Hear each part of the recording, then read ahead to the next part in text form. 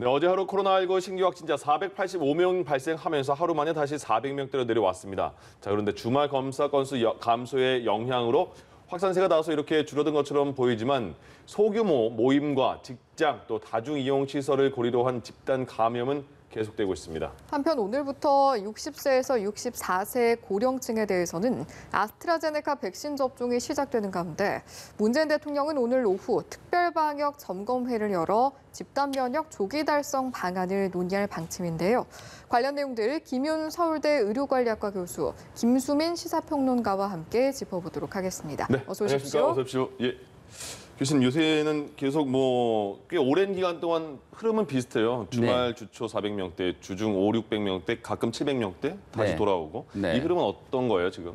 현재 상황은 그 안정세라고 볼 수 있을 것 같고요. 네. 약간씩 변화가 주중에 변화가 있긴 하지만 일주 평균을 내보면 뭐 비슷한 상황을 한 5주 가까이 이제 이어가고 있는 상황인 것 같습니다. 예.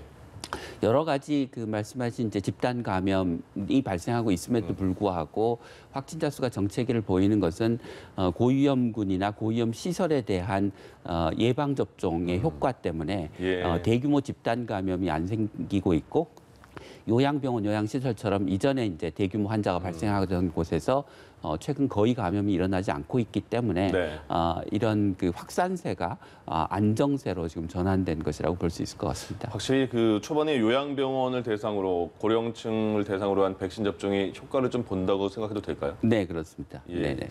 그 평론가님, 지금 그 전주랑 비교하면 수치를 한번 보고 싶은데 뭐 평균 확진자나 감염 재생산 지수 어떤 차이가 있을까요?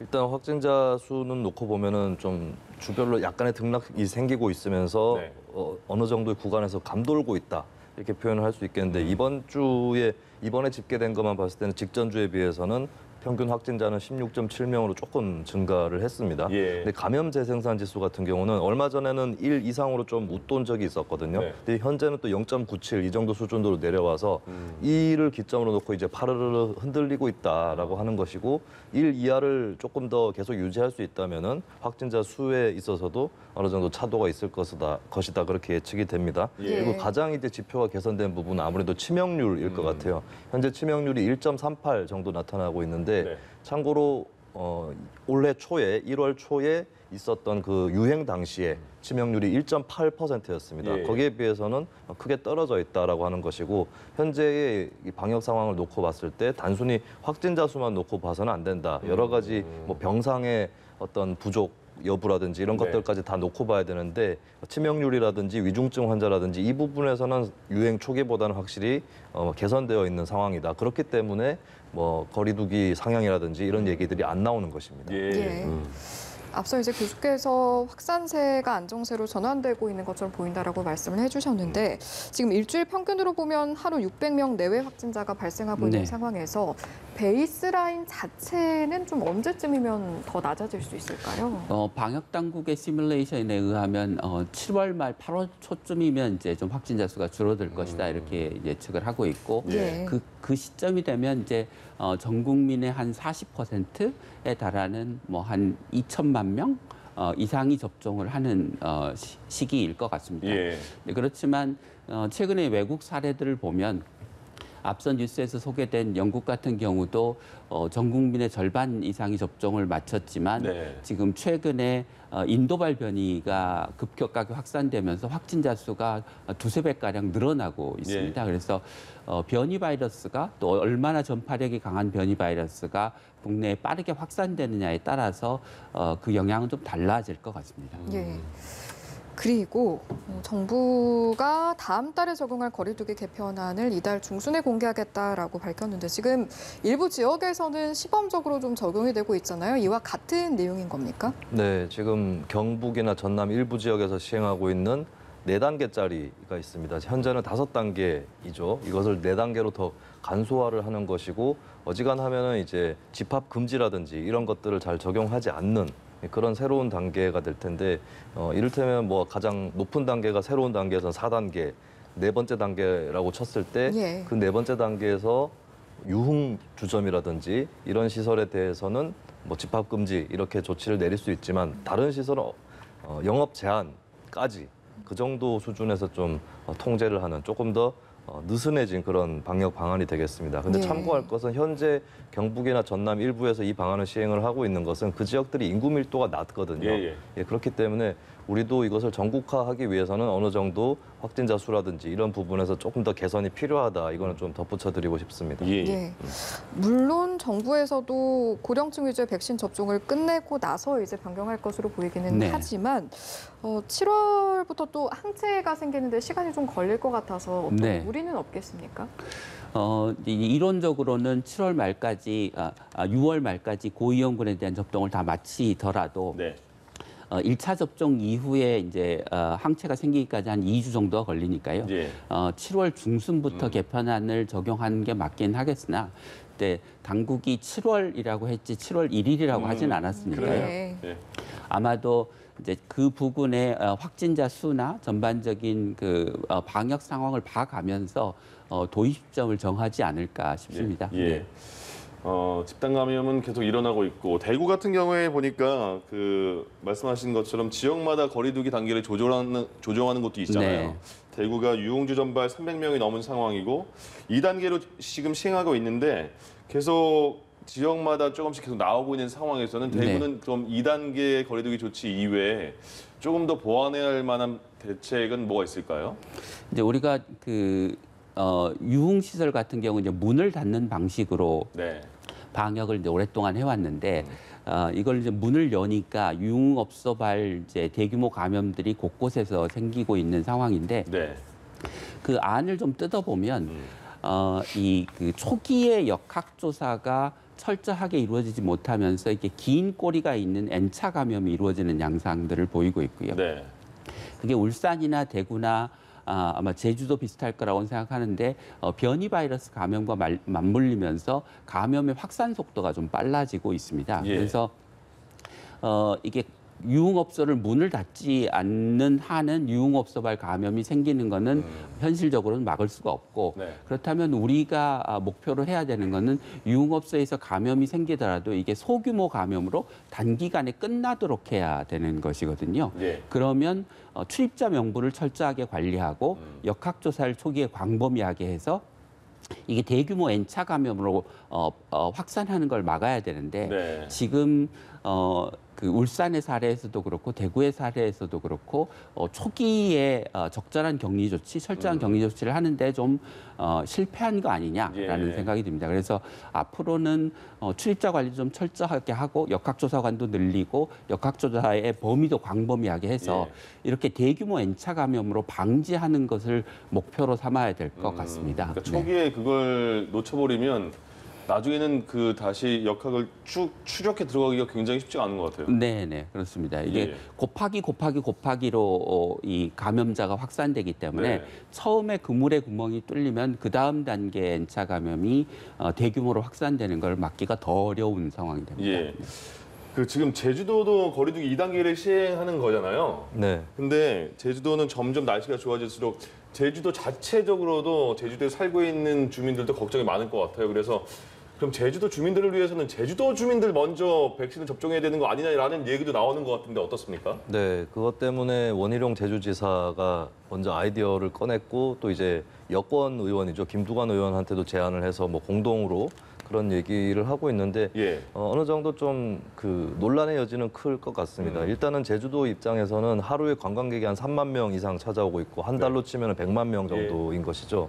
그런 상황에서 이제 외지인들이 많이 드나들기 때문에 더 위험성을 크게 느끼고 있고 또는 이제 제주도민이 안에서 감염이 됐는데 외지인한테 전파될까 봐 이런 부분 또 신경이 쓰이시는 건 사실일 것 같아요. 예. 근데 특정 지역에 먼저 접종을 하자는 주장이 그렇다면은 뭐 서울처럼 굉장히 밀집도가 높은 지역부터 하자라거나 혹은 현재 대구처럼 확진자가 불어나는 지역 우리도 맞자 이렇게 얘기를 하게 되면 좀 여러 가지 혼선이 빚어지지 않을까 싶고 예. 당국에서도 여러 우선순위를 정해놓고 접종 계획을 시행을 하고 있는데 네. 일단 1차적으로는 확실하게 연령대별로 순서를 정해놨거든요. 예. 그러고 나서 뭐 사회 필수 인력이라든지 이런 것들을 고려를 해야 되고 그런 차원에서 봤을 때 지역이라는 변수를 또다시 개입시키는 것은 방역 당국 입장에서도 좀 부담이 되지 않을까. 그리고 지금 지역뿐만 아니라 업종별로도 예를 들면은 어디 학원 같은 데서 강의하시는 분들이라든지 택배 기사분들이라든지 이런 쪽에서도 업종이 그 업종 특성 자체로 대면이 많기 때문에 네. 좀 우선 접종해달라 이런 요구들이 계속 줄을 잇고 있습니다. 이런 네. 것들 좀 정돈하기에는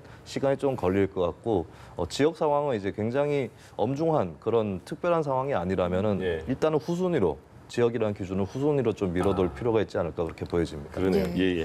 백신 접종 예약이 본격적으로 한번 들어가 보면 네. 오늘부터 60세에서 64세 백신 접종이 시작이 되는데 일단 현재 65세 이상의 접종은 어느 정도 진행이 됐습니까? 네, 일단은 75세 화이자 백신을 맞고 있는 연령대부터 보면은 69.4% 접종률이고 그 밑에 연령대보다는 더 높은 그러니까 우선 순위대로 법 백신 접종률의 고저가 나타나는 예, 그런 상황이라고 볼 수 있겠습니다. 예. 75세 이상이 69.4%고 65세에서 69세 사이가 42%이고 이제 보다 위에 70세에서 74세가 52.4% 이런 수준인데 현재 접종률은 원래 당국에서 목표로 했었던 거에 비하면 아직은 낮은 수준입니다만은 예. 예약률이라든지 이런 것들은 상당히 올라와 있다. 예전보다는 좀 백신에 대한 불신이라든지 이런 것들이 거치고 있는 모양새가 나타나고 있다고 요약을 할 수 있겠습니다. 예. 네. 지금 대부분의 접종 예약자들이 아스트라제네카 백신을 접종을 하고 있는데 그러다 보니까 좀 물량이 충분하지 않다라는 이야기도 들리고요. 네. 이렇게 되면 일부는 좀 7월로 백신 접종이 밀리게 되는 겁니까? 네. 그 예상보다 이제 접종 예약률이 좀 높았고 네. 사실 뭐 노쇼라고 얘기하는 예약해놓고 나타나지 않는 경우도 거의 없어서 뭐 그러니까요. 99.8%의 예. 그 접종률을 보이고 있어서 당국이 예상한 것보다 조금 이제 물량이 부족해지기는 한 상황입니다. 그러니까 원래 지금 예약 받은 것보다 한 50만 회 정도가 부족한데 우리가 이제 그 최소 잔여량 주사기라고 하는 걸 통해서 네. 백신 물량을 좀 늘릴 수 있는 그 비율이 한 현재 14% 정도가 됩니다. 그래서 그 부분이 충분히 다 활용된다면 백신 물량이 부족하더라도 접종이 다 이루어질 수 있고 일부 이제 최소 잔여량 주사기를 활용하더라도 한 병을 이제 땄는데 네. 노인 한 분한테 맞히고 나머지는 이제 이게 잔여량이 돼서 인터넷이나 이런 것으로 이제 그 예약을 받아서 청장년층을 접종을 하게 되면 예. 조금 부족할 수도 있게 될 것 같습니다. 네. 그래서 지금 이렇게 예약률 높은 거는 참 좋은 상황인 예, 것 같아요. 좋은 상황인 것 같습니다. 예, 예, 예. 예. 그 백신 대부분 아스트라제네카 접종을 많이 하잖아요. 근데 아스트라제네카 지금 우리는 그 있는 게 지금 현재 맞고 있는 거는 두 종류인가요? 얀센까지 세 종류가 이제 되는 건가요? 네, 얀센까지 세 종류입니다. 파이자, 아스트라제네카, 얀센 예. 이렇게 돼 있고, 예. 근데 나이대는 좀 달라지는 거죠? 얀센도 그러면 30대 이하는 안 되는 건가요? 얀센도 30대 이하는 안 됩니다. 아스트라제네카와 마찬가지. 그거는 아스트라제네카랑 그 만드는 구조가 똑같아서 그런가요? 네, 그러니까 아데노바이러스 기반으로 만든 백신이고 예. 지금 아데노바이러스에 기반해서 만들어진 백신들이 혈소판 감소증을 동반한 희귀혈전증 사례가 네. 젊은 층에서 보고되고 있기 때문에 30대 미만에서는 아스트라제네카, 얀센 모두 접종을 권고하지 않고 있습니다. 그렇군요. 오늘부터는 60세 이상 고령자분들 백신 접종이 본격적으로 시작이 되는데 노쇼 백신은 그전에는 그 전화 예약도 하고 그냥 나이랑 상관없이 다 예약을 받아줬는데 이제는 60대 위주로 해서 나머지 분은 좀 뭐 배려해 달라 이런 거잖아요. 정부의 네. 얘기가. 그래서 40, 50대 분들이 그러면 그래도 나도 맞고 싶은데 좀 불만이 좀 있는 것 같은데요. 네, 사실 노쇼 백신이 백신 불신을 걷어내는데 저는 큰 역할을 했다고 보거든요. 예.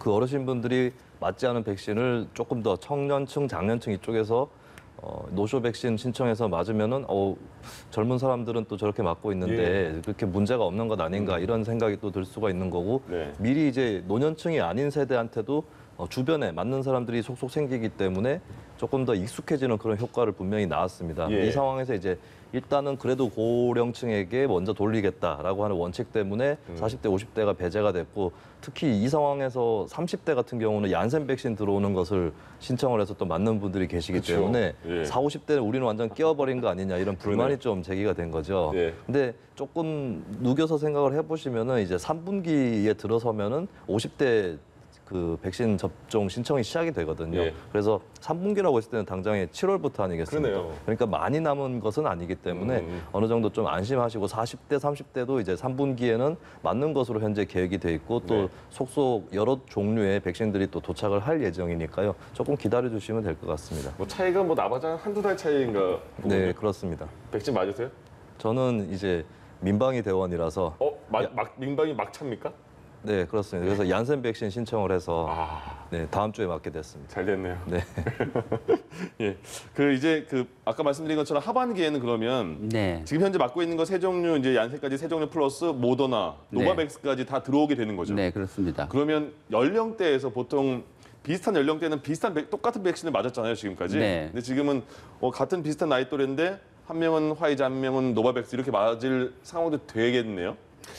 정부는 그 가능한 한 예. 한 연령대 한 종류 백신만 아. 배정해서 접종하는 방식으로 이제 계획을 짜려고 하고 한다고 합니다. 네. 그런데 이제 접종 물량에 따라서 이제 그 계획이 영향을 받을 수가 밖에 없기 때문에 예. 경우에 따라서는 이제 한 연령층에 한 개 이상의 백신이 배정될 가능성은 있지만 예. 이게 백신의 선택권 문제로 번지게 되면 아, 1차 접종으로 끝나는 게 아니고 2차 접종까지 해야 되는데 네네. 그러면 백신의 종류가 바뀌거나 이런 상황들이 또 생길 수 있어서 예. 방역 당국은 가능한 한 한 연령층에 한 종류의 백신을 맞추는 걸로 계획을 짜려고 한다고 합니다. 알겠습니다. 네. 예.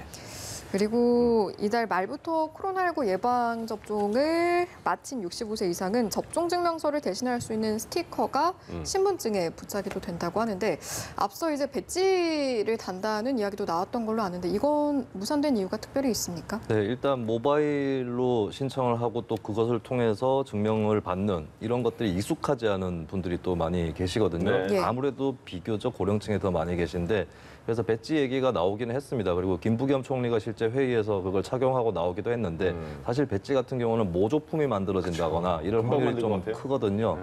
그래서 그것은 김부겸 총리도 얘기를 했지만 하나의 훈장처럼 네. 그냥 이제 그렇게 달고 다닐 수는 있겠지만 그것 예. 자체로 증명을 하기는 좀 어렵다. 네, 당정의 손실보상법 논의 모두 발언 내용 함께 들어보셨습니다. 일단 서둘러 입법을 처리하겠다라는 의지가 담긴 내용이었는데 전체적으로 좀 어떻게 들으셨습니까? 네, 지금까지 손실보상법이 크게 쟁점이 됐던 게 소급 적용 여부였었거든요. 근데 소급 적용을 하게 될 경우에 위헌 논란도 있을 수 있고 그 이전에 했던 것을 어떻게 계산할 거냐 여러 가지 쟁점이 더 추가로 붙을 수 있는데 그런 것들을 너무 구애받지 않고 일단은 법안부터 먼저 추진하겠다라고 하는 것이고 아마도 소급 적용이라는 것을 법안에 명시하지는 않되 좀 두텁게 지원을 함으로써 실질적으로 조금 더 보상이 되는 그러한 형태의 법률을 염두에 두고 있는 것이 아닌가. 그러니까 더 이상 어떤 구체적인 조건 이런 걸 떠나서 늦출 수는 없다라고 하는 그런 의지가 반영이 돼 있고 그리고 행정 명령을 통해서 손해를 보지 않은 그러니까 아까도 언급됐지만 여행업이라든지 이쪽에 대해서도 지원 대상에 놓고 지원하겠다라고 하는 그런 방안이 들어가 있는 것 같습니다. 예. 백신 접종 이야기 다시 돌아보면 아세트아미노펜 성분의 해열 진통제를 찾는 분들이 굉장히 급증했고 그렇기 때문에 이제 정부가 생산량을 확대하겠다 이렇게 언급을 했는데 그 전에 좀 특정 제품에 몰려서 동인하는 일도 있었잖아요. 그런데 네. 그 특정 제품뿐만이 아니라 아세트아미노펜 성분이라면 다 같은 효과가 있는 거죠. 네, 그렇습니다. 이제 그 전문가들이 나와서 백신 맞고 나서 이제 네. 뭐 부작용이 있을 때 뭐 네. 근육통이 있거나 할 때 쉽게 타이레놀을 드시면 됩니다. 이렇게 네. 얘기를 했는데 그 타이레놀이라고 하는 건 상품명이고 그러니까요. 일반명이 이제 아세트아미노펜인데요. 네. 약이라고 하는 게 이제 화학 물질이기 때문에 그 화학 물질의 조성만 같으면 사실은 효과가 같습니다. 네. 똑같은 품질 공정을 거쳐서 생산만 되면 그래서 꼭 굳이 타이레놀을 고집하실 필요가 없고 네. 아세타미노펜 성분으로 된 다른 약을 드셔도 아무 상관이 없습니다. 그러니까 약국에 가셨을 때 타이레놀 없다고 했을 때 그럼 타이레놀하고 같은 성분 약 있어요? 한 번 더 물어보시면 네. 편한 거잖아요. 네, 근데 그렇습니다. 꼭 굳이 타이레놀만 고집하지 않아도 된다 이런 말씀이시죠. 아직까지도 그 백신 부작용에 대해서 걱정하는 분들이 많으신데 이제 평론가님께서 언급한 대로 10일부터 얀센 백신이 이제 접종이 이제 시작이 되잖아요. 네. 그 지금까지 백신 그러면 아스트라제네카, 화이자 이제 얀센도 시작되는데 사람마다 이게 뭐 카더라가 너무 많아서 아스트라제네카 백신이 더 부작용이 많다더라, 아니다 화이자가 많다더라 이런 게 많아요. 네. 좀 정리 좀 해주시죠. 뭐 일장일단이라고 표현할 수 있을 것 같은데 예. 사실 백신으로 인한 이상 반응이라든지 혹은 인과관계 규명 여부를 떠나서 사망 사례라든지 이런 것들 여러 백신에서 다 같이 나타나고 있는 부분이다. 네. 조금 증상의 차이는 있을 수 있지만 예. 이렇게 먼저 말씀을 드리겠고요. 아스트라제네카랑 얀센은 좀 그 같은 형태의 백신이다 보니까 이상 반응도 비슷하게 나타나고 있는 편입니다. 양쪽 다 이제 고열이라든지 두통 이런 것들이 나타나고 있고, 그리고 아스트라제네카 같은 경우는 이제 복부 통증 나타나고 있는데 얀센 또 그것은 마찬가지로 나타나고 있고, 얀센에서는 또 뭐 경련이라든지 피부 출혈 이런 것들이 나타나고 있습니다. 그리고 이제 아무래도 가장 많이 주목이 되고 있는 부분은 혈전증 관련한 희귀혈전증 관련한 부분인데, 근데 이 부분은 뭐 초동 대처를 잘 한다거나 이런 식으로 해서 또 치료가 가능하다라는 것을 말씀을 드리고요. 예. 그리고 화이자 같은 경우는 이제 뭐 여러 가지 백신의 이상 반응이 나타나고 있지만 최근에 좀 주목을 받고 있는 것은 백신 선행국이라고 할 수 있는 이스라엘에서 나타난 현상인데, 한 16세에서 30세 사이의 남성에게서 심근염 증상이 좀 보고가 되고 있다라고 하는 부분입니다. 이 부분 뭐 더 의학적으로 규명이 돼야 되겠지만 어쨌든 이런저런 증상들이 여러 백신에 걸쳐서 나타나고 있고, 예. 그래서 이 이상 반응만으로 어떤 백신의 우열 이런 것들을 결정할 수는 없다. 이걸 좀 분명히 말씀을 드립니다. 그러니까 뭐 독감도 마찬가지고 모든 백신에는 부작용이 있는데 부작용이 이게 잘못된 부라는 게 아니고 네. 그냥 사이드 뭐 네. 덧붙여서 나올 수 있는 작용이 있다 이런 거잖아요. 예. 그러니까 백신이라는 게 우리 몸 안에 그 투입을 해서 예. 우리 면역 반응을 통해서 면역력을 형성하는 건데요. 예. 그 면역 반응이 이제 그 일어나는 과정에서 뭐 두통이나 뭐 열이 나거나 뭐 오한이 생기거나 이렇게 할 수도 있는 거고요. 예. 근데 또 안타깝게도 그게 다른 종류의 자가 면역 반응을 일으키면서 뭐 혈전증이나 심근염이나 이런 예. 이제 증상을 일으키기도 하는 것입니다. 그래도 네. 지금 나와 있는 그 정부가 그 취급하는 백신은 맞는 게 일단 무조건 좋은 거죠. 네, 그렇습니다. 그러니까 부작용의 빈도는 낮고 예. 또 대부분 적절하게 치료하면 이제 회복이 되고 코로나에 걸릴 확률은 상대적으로 더 예. 높기 때문에 백신을 맞아서 얻는 이득이 이상 반응으로 인한 피해보다 훨씬 더 크다는 것입니다. 알겠습니다. 예. 마지막으로요.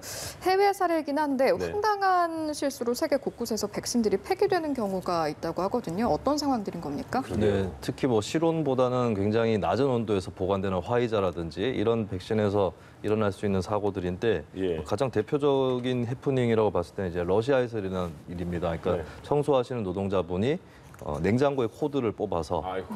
그 냉동이 제대로 되지 않은 것이죠. 그러면서 1,000회분 정도의 분량이 폐기가 됐었습니다. 예. 그래서 이런 굉장히 낮은 온도에서 보관이 필요한 이런 백신에 대해서는 그 시설에서 분명히 시설 관리자를 정해두고 그리고 해당 시설 그 냉장고라든지 이 부근에 접근이 뭐 너무 쉽게 이루어지지 않도록 예. 그렇게 좀 적절하게 통제하고 또 그것을 담당할 관리자를 둘 필요가 있다. 이것을 좀 말씀드립니다. 예, 철저한 관리가 필요하겠네요.